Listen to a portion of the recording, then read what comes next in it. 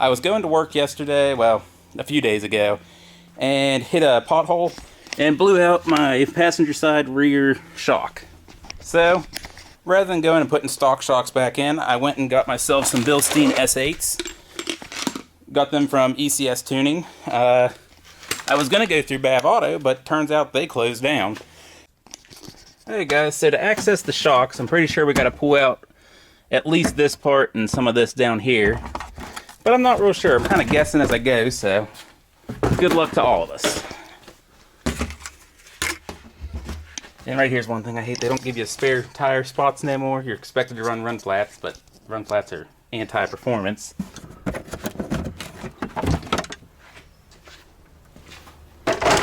Hey guys, so these upholstery clips, just get a flat screwdriver behind them and kind of pry them out a little bit. Be careful not to break them.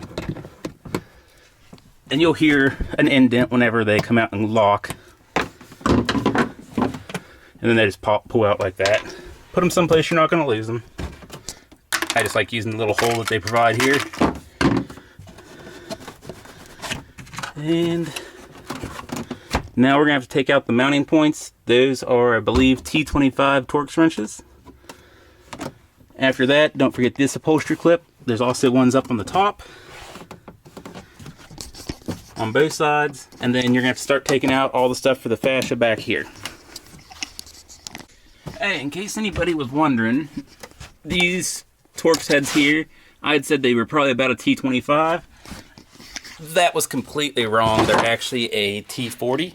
So make sure you keep that in mind when you're getting ready to pull it apart.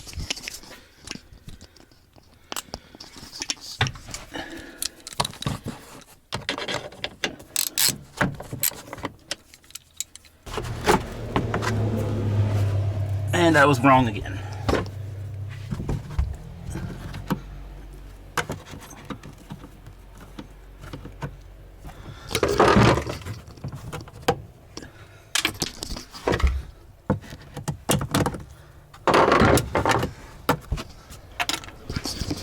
Now, that was all the clips holding this junk in.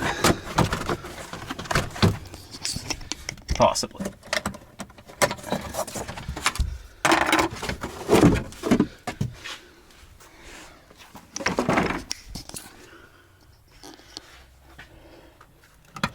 And, ta-da, top of the shock. Hey guys, now that we have all this stuff out, we've got the top of the shocks exposed. We're going to go ahead, get the jack under it, get it up in the air. That way we can get everything taken apart and pulled out.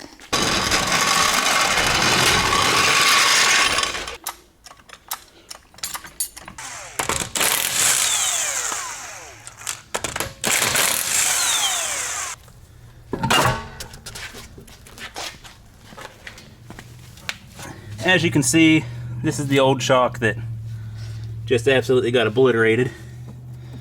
It also appears I've got some loose cables down here. They're just kind of getting in the road of the shock. The clip for it, right there, I don't know if you can see it, appears to be just broken off. I'm going to start by removing the top up here. I don't know if that's the correct order, but it's the order I'm going to do it in. The bolts for the top of the shocks is going to be a 16. Hey guys, so I got this off the top. Before you start, you have to pry out the little teeth that are holding everything on there. And then you need to get you an open-ended wrench and something to hold the top up here. Start turning it. Once you get it started, you can let go of the top. As you can see, my shock was absolutely mangled. Now we're going to have to get underneath here, take out that on the bottom. And once that's out, then we'll figure out how to get the actual shock out. As far as I can tell, up underneath here, this one's going to be a 17.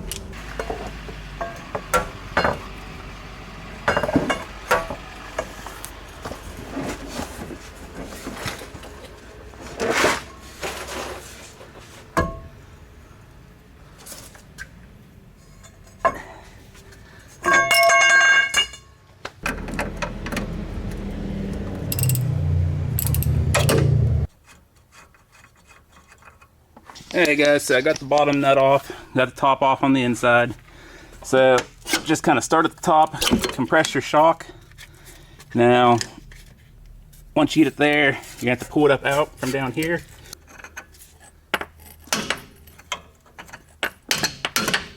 There we go.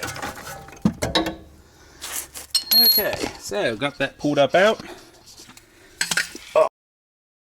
Well, we did that.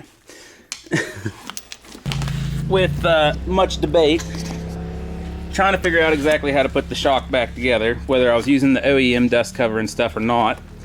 And this is the way we've come up with and figured out that it's supposed to be. We've got the bumper on the inside of this that came with it. We then have the dust cover it came with.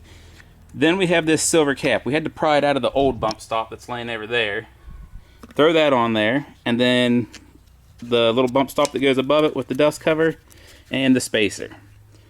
Now, there's other videos that show to do it another way, but this is the way that Bilstien says to do it. So, this is what we're going to go with.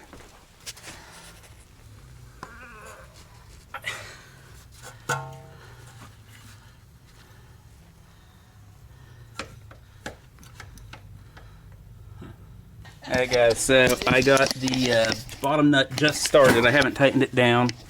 We've got all this up here lined up. Get the plastic up in here. Well, we're not going to be gaining until I drop weight onto it. Hey guys, so we got that little foam bumper in there.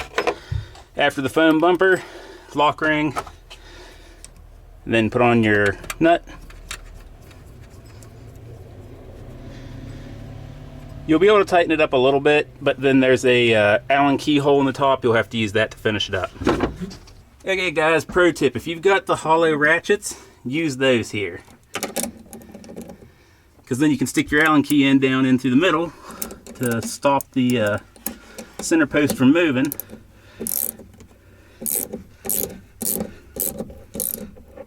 Oh, and there she got tight. That's what you needed. Hey guys, so once you got that up in there, you got the little lock things in there. You're gonna have to punch them down. Make sure that they're on the flat parts of your nut. So you'll have to give it a little more or a little less to get it to make sure it lines up.